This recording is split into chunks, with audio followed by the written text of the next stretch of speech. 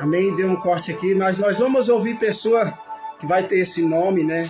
Maria da Graça, Fulano da Graça, e assim nós vamos observar. É muita graça, né? Nós vamos ouvir pessoas falando, é muita graça, né? Então, a pessoa envolve o nome graça em vários sentidos, mas muitos deles não sabem o que é o objetivo da graça. Mas nesse instante nós vamos aprender algo da parte de Deus por meio do Espírito Santo, da revelação, da verdade, da palavra, da sua veracidade. Louvado e exaltado seja o nome do Senhor. Primeiramente, referindo à porta. O que é a porta? Muitos pregam aí sobre porta, né? Porta vai se abrir, porta se fechou, porta aquilo, porta acolá, porta de tantas coisas. Mas nós vimos a Bíblia mencionando algumas portas. A Bíblia menciona uma porta estreita e um caminho apertado, né? E também ela menciona uma porta larga e espaçosa. Mas nós vamos entender a verdadeira porta, que é essa porta estreita. Essa porta que não passa por reforma, aleluia, louvado seja o nome do Senhor. Mas não vai ser lá em Mateus que eu quero destacar essa porta, mas aqui no livro do Evangelho segundo escreveu João, no seu capítulo de número 10, nós vamos observar o que é essa porta, meus amados. Prestem atenção, vou ler alguns versículos aqui, referindo à porta. Olha o que diz Jesus na sua palavra.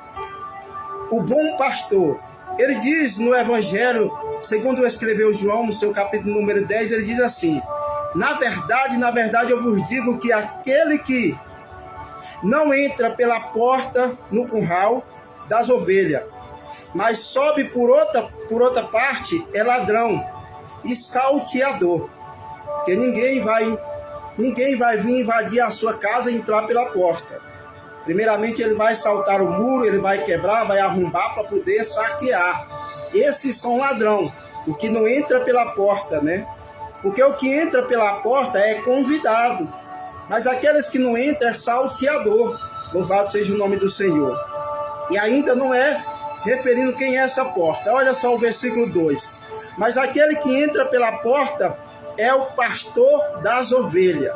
Olha só. O porteiro abre as ovelhas, ouvem a sua voz. E chama pelo nome as suas ovelhas e as traz para fora. E quando tira para fora, as suas ovelhas vai adiante dele. O que é isso? Segue. É seguir. E as ovelhas o seguem, porque conhece a voz de quem? A voz do seu pastor. Versículo 5. Mas o que de modo nenhum seguirão o estranho, antes fugirão dele, porque não conhece a voz do estranho. Quem é o estranho? Aquele que é salteador, aquele que vem para roubar, aquele que vem para matar, aquele que vem para destruir. Isso não se refere ao diabo. Não se refere ao diabo. Muitas pessoas pregam isso aqui como se fosse o diabo, o ladrão, o destruidor, o que veio para matar, para roubar e para destruir. Não se refere ao diabo em si, mas aqui se refere aos ladrões mercenários, né? Os ladrões mercenários, os salteadores. Amém? Louvado seja o nome do Senhor. Versículo de número 6. Jesus disse-lhe esta parábola, mas eles não entenderam o que era que lhes dizia. Tomou, pois, Jesus a dizer-lhe: em verdade eu vos digo que olha só, Jesus falando, eu sou a porta das ovelhas. Olha só quem é a porta, meus amados irmãos. Quem é a porta? Jesus Cristo. Ele está declarando, eu sou a porta das ovelhas. Eu sou a porta das ovelhas. Louvado seja o nome do Senhor. Ele não está referindo a outras portas, a uma única porta. Que ele está dizendo e declarando que ele é essa porta. A porta de quem? Das ovelhas. Se é das ovelhas, os bodes não vão entrar por essa porta. Quem são os bodes? Os enganadores, profanadores, os que usurpam da igreja do Senhor, os que pregam não de conformidade a essência da palavra, os que falam, os que defraudam do povo de Deus, esses não entram pela porta das ovelhas, porque ele mesmo é a porta de si mesmo. Ele mesmo faz as suas portas para que eles possam passar. Essa porta ninguém pode enlarguecer ela. Essa porta ela não passa por reforma, porque essa porta é Jesus Cristo de Nazaré. Quem não entra por essa porta não tem salvação e não achará partagem, bons alimentos. Preste atenção no versículo de número 7. Ele está falando: em verdade, eu vos digo que eu sou a porta das ovelhas. Todos quanto vierem antes de mim são ladrões. Olha só. São ladrões e salteadores. Mas as ovelhas não ouvirão. Ouvirão o que? A voz desses ladrões. As vozes desses mercenários que usurpam da noiva de Cristo. Que saqueiam a noiva de Cristo. Na verdade, eles são ladrões. São ladrão, e quem está falando isso não sou eu, é a palavra do Senhor, é a palavra de Deus. Mercenários, hipócritas, mentirosos, enganadores, que enganam e usurpam o povo de Deus. Louvado seja o nome do Senhor. Então eles são o que? Ladrões, não vêm senão, olha só, ele diz, eu sou a porta, se alguém entrar por mim, salvar-se-á, e entrará e achará partagem. Quem entra por meio de Jesus, que é essa porta, ele vai entrar e vai achar bom partos, meus amados. Vai achar bom parto e segurança em quem? Em Cristo Jesus. Versículo 9, ele diz: eu sou a porta. Se alguém entrar por mim, salvar-se-á, e aí entrará e sairá e achará a partagem. O que é isso? Nós temos acesso para entrar e nós temos acesso para sair. Mas não é sair da presença de Deus, mas é sair para campear, é sair para levar as boas novas, a palavra de Deus, é sair para granjear através do Espírito Santo e ganhar almas para o reino dos céus. Mas ele diz no versículo 10, o ladrão, preste atenção, aqui não está se referindo ao diabo e nem a Satanás. Ele está dizendo, olha, o ladrão não vem senão roubar, a matar e a destruir. E ele diz, e eu vim para que tenha vida e a tenha com abundância. O ladrão não é o diabo. Sabe quem é o ladrão aqui? São os mercenários, são os saqueadores. Sabe quem é quem é esse que ele está se referindo aqui, que veio para matar, para roubar e para destruir? É os ladrões. É os ladrões destruindo o que? Destruindo família, profetizando aquilo que Deus nunca profetizou, desviando as pessoas do caminho da fé, porque vai lá, revela algo, e aquele algo não acontece, e frustram aqueles ouvintes, e ali ele desanima da sua fé, e ali ele desvia do caminho do Senhor. Por quê? Porque esses ladrões que veio para matar, para roubar e para destruir, não está visando almas para ser salva, está visando o quichel das pessoas, está visando o dinheiro que as pessoas estão ofertando e dizimando nos seus templos. Meus amados irmãos, muitas pessoas estão nessa cegueira, muitas pessoas estão aprisionadas a isto. Não deixe se levar por esse sentimento maligno, diabólicos, que eles implantam em suas mentes. Nós temos que ser lavados e renovados pela água, pela palavra pura que nos purifica, blindar a nossa mente e revestirmos-nos das armaduras do Senhor. Porque Jesus diz no versículo 11, que ele diz nos 10, que ele vem para nos dar vida com abundância. Eu sou o bom pastor, e o bom pastor dá a sua vida pelas suas ovelhas. Quem foi o único pastor que deu a sua vida, meus amados, por nós? Só foi Jesus Cristo de Nazaré. Não houve outro. Olha só. Mas se referindo mais a esses ladrões aí, mais os mercenários, mais o mercenário, e o que não é pastor, de quem não são as ovelhas, porque nós não somos ovelha de homem nenhum aqui na terra. Nós somos ovelha de Jesus Cristo, meus amados irmãos. Quando você aprender quem é o seu verdadeiro pastor, você não vai se submeter em diretriz do homem aqui na terra. Você não vai sujeitar a doutrina do homem aqui na terra, que traz fardo pesado para nós, que traz peso para nós. Aquele que ordena e que dá ordem, mas não move um dedo para trabalhar.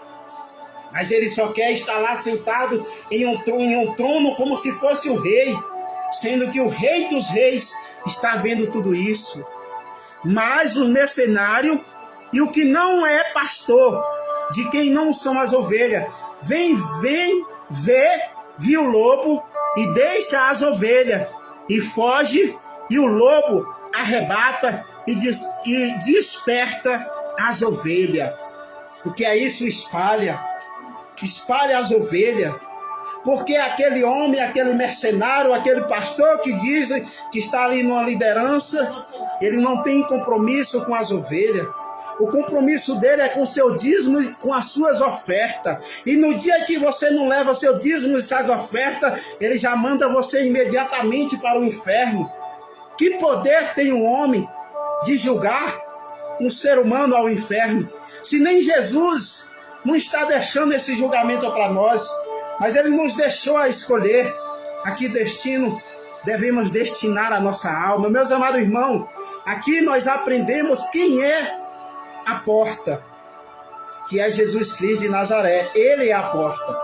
Então essa porta, meus amados irmãos, ela não se fecha. Ela está sempre aberta para aqueles que querem entregar a sua vida e passar por essa porta e do outro lado achar partagem para se alimentar. Achar partagem. E ele tem o direito de entrar, de ir e de vir. Acesso pleno ao nosso Senhor e ao trono de Cristo. Agora vamos aprender sobre a graça. O que é a graça?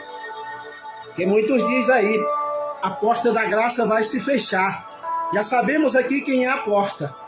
Agora vamos saber quem é a graça e o que é a graça. Mas antes de eu chegar lá, em Efésios capítulo 2, vai estar lá destacado no versículo 9, no versículo 8 e 9 e no versículo 10. Mas antes de nós ir para lá, eu quero passar aqui no livro de Romanos capítulo 6, no seu versículo de número 23, que nós vamos trazer mais uma cobertura acerca do que é a graça. Romanos 6, versículo 23, olha o que diz. Porque o salário do pecado é a morte, mas o dom gratuito de Deus é a vida eterna, por intermédio de Cristo Jesus, nosso Senhor. O que é esse dom gratuito? É a graça, meu amado irmão. É a graça. E aqui nós já estamos entendendo que essa graça também é o próprio Jesus. Louvado seja o nome do Senhor. Vamos confirmar direitinho aqui. Efésios capítulo 2, versículo 8 e versículo de número 2, 9 e versículo de número 10. Olha o que diz. Versículo 8. Porquanto pela graça sois salvos, por meio da fé. Porquanto pela graça sois salvos. O que é a graça, meu amado irmão? A graça é um dom de Deus. Quem é esse dom de Deus? É o próprio Jesus. Esse dom foi enviado para nós, para ir na cruz do Calvário, morrer e derramar o sangue puro para a remissão dos nossos pecados e para nos conceder essa graça da salvação. Jesus é essa graça. Jesus é a porta, Jesus é a graça. Então, a porta e a graça é a única salvação para o ser humano na terra. Não tem outro meio de se salvar. Então, portanto, pela graça sois salvos, por meio da fé, se nós tivermos fé. Porque a Bíblia nos revela que sem fé é impossível agradar o Senhor. É impossível agradar a Deus. Porque sem fé é impossível agradar a Deus, né? Nos diz a palavra. E isto não vem de vós, é um dom de Deus. Olha só quem é esse dom de Deus, a graça. E quem é a graça? Jesus Cristo. Aprendemos o que é a graça, aprendemos o que é a porta e o que é a graça.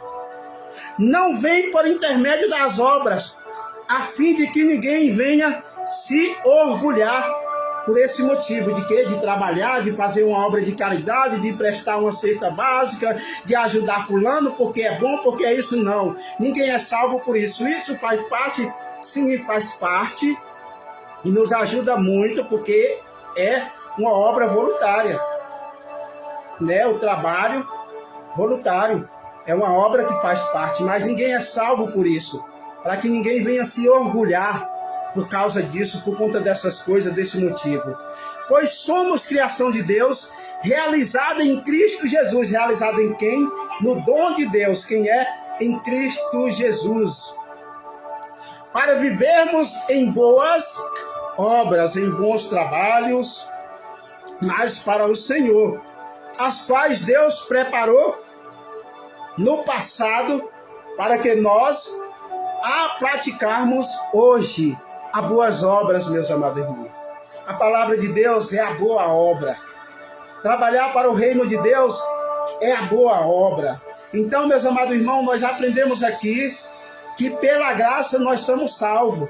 Não é porque eu sou bom, não é porque eu trabalho, não é porque eu ajudo, não é porque eu faço aquilo, não. Porque se fosse assim, seria fácil demais as pessoas serem salvas. Por ajudar o seu próximo já estava salvo, mas ninguém é salvo por isso não.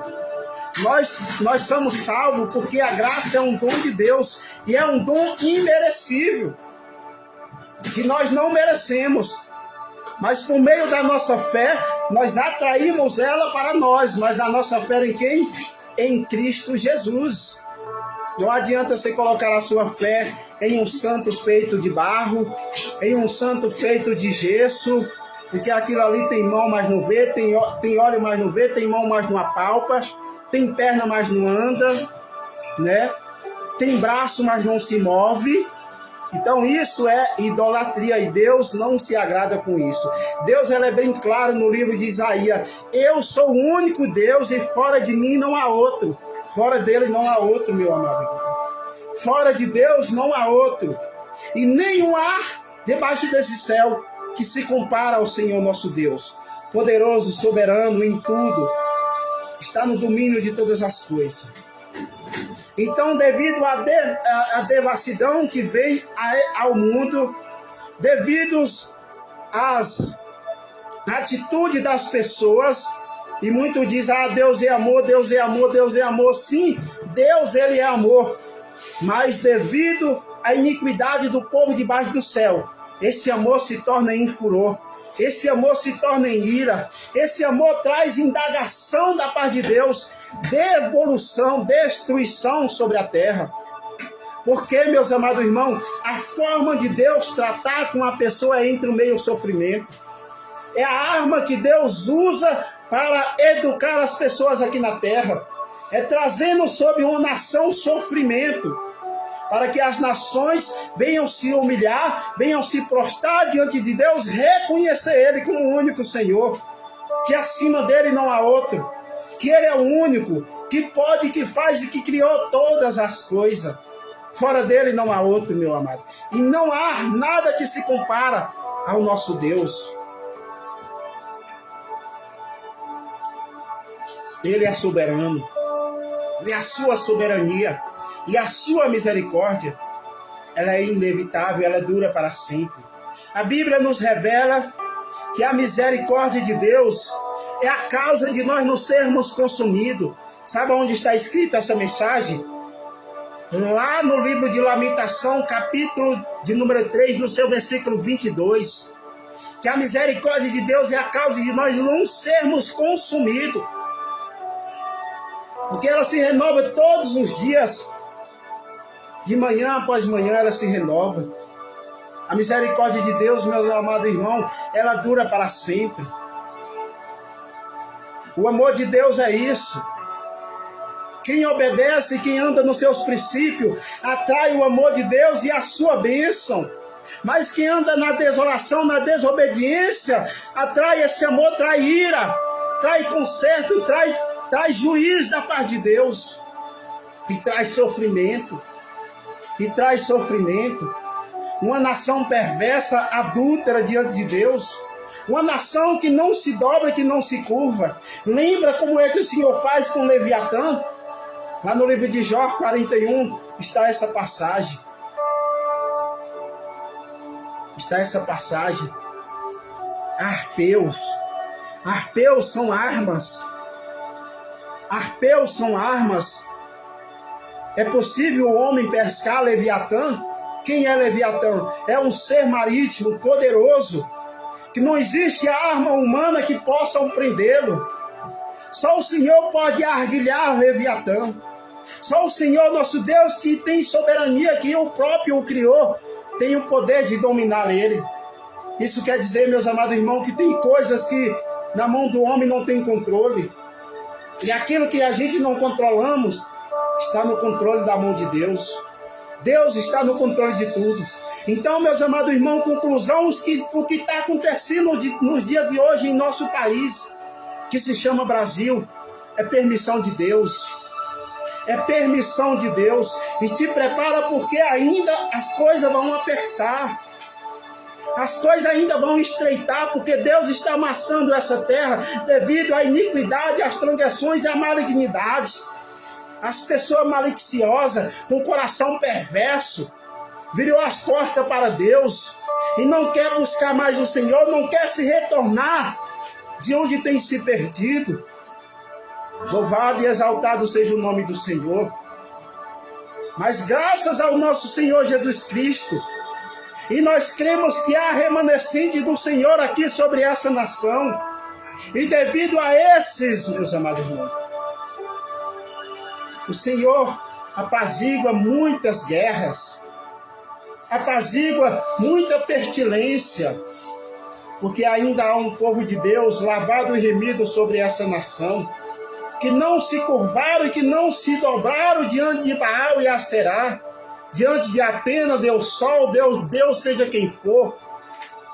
Ainda há esses, ainda que sejam poucos, mas são os que plantam o joelho e oram ao Senhor por clemência, por misericórdia. Ah, se não fosse o Senhor conosco. Ah, se não fora Deus conosco, diz o povo da terra. Se não fosse o Senhor conosco, esse mundo e essas águas já teriam nos submergido sobre suas torrentes, sobre suas águas fortes. As guerras já teriam chegado sobre esse povo. E seria uma desolação total, uma redução a nada, porque é isso que traz a ira de Deus. Reduz uma nação a nada, ao pó, à cinza, a esterro que para nada mais serve. É tempo do povo buscar a Deus. É tempo do povo se humilhar diante do Senhor. 1 Pedro capítulo 5, do versículo 6 ao 7, nos revela isso. Humilhai, pois, debaixo da potente mão de Deus, para que no seu tempo ele vos exalte, lançando sobre ele nossas ansiedades, porque ele tem cuidado de vós. Sede sóbrio, verso 8. Sede sóbrio, vigiai. Porque o diabo, vosso adversário, ele anda ao nosso derredor, bramando como se fosse leão, caçando quem possa tragar. Meus amados irmãos, como já tenho dito, o Espírito Santo, que o Senhor, a arma que Deus tem para educar o povo debaixo desse céu, uma nação, é entre o meio e sofrimento, ainda que há morte sobre a terra, ainda que há pranto, ainda que há choro, mas nada sai do controle da mão de Deus. O Senhor está no controle de tudo. E a terra está passando pelo estreito na mão do Senhor. Porque o Senhor está amassando a terra como se amassa, como se espreme uma laranja. Porque essa terra é lagar dos pés de Deus. Essa terra é lagar dos pés de Deus. E o Senhor está pisando sobre essa terra como se amassa a uva no lagar, espremendo ela como se espreme uma laranja. para fazer suco. Meus amados irmãos, Deus é soberano. Deus é soberano. Abandone os seus maus caminhos. Abre mão dos seus pecados. Busque o Senhor enquanto possa achar. Invoque a Ele enquanto Ele possa ouvir. Porque assim, talvez assim, o Senhor terá clemência e não trará juízo para com esse povo a qual está já detalhado no coração do Senhor. Porque o Senhor vai pegar um povo de surpresa. O Senhor vai pegar esse povo de surpresa. Vai vir de longe o juiz de Deus. Pode vir do norte, pode vir não sei de onde, mas vai chegar em tempo que essa nação vão pleitear e vão chorar. O Senhor vai ouvir, mas o Senhor vai permitir que o juiz dele se passe. E nesse momento, meus amados irmãos, e os que servem ao Senhor, continue no esconderijo. Não saia do esconderijo. Não saia do esconderijo da proteção do Senhor, porque a esses o Senhor guardará e livrará desse mal que virá sobre essa terra, desse mal que virá sobre essa nação. O Senhor os protegerá os seus. E vamos permanecer na fidelidade. Não saia. Entre por essa porta e não se aparte dela. E não se aparte dela. Permaneça debaixo dessa graça, sobre essa proteção divina da parte de Deus.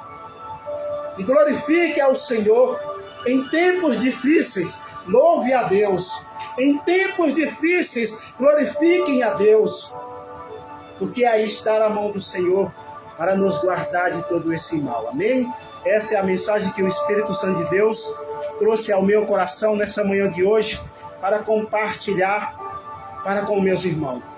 Revelação da palavra de Deus e do Espírito Santo. A Ele a honra, a Ele a glória, a Ele o louvor, a Ele a nossa adoração. Amém? Senhor, meu Deus e meu Pai, quero ser grato ao Senhor por esse período, por essa mensagem que o Senhor trouxe ao coração do teu servo para compartilhar. E aonde essa mensagem chegar, meu Deus, que pessoas venham dar ouvido e que essa palavra venha achar, meu Deus, um cantinho nessas guaritas, um depósito, venha ser guardada e aplicada sobre essas vidas, Pai.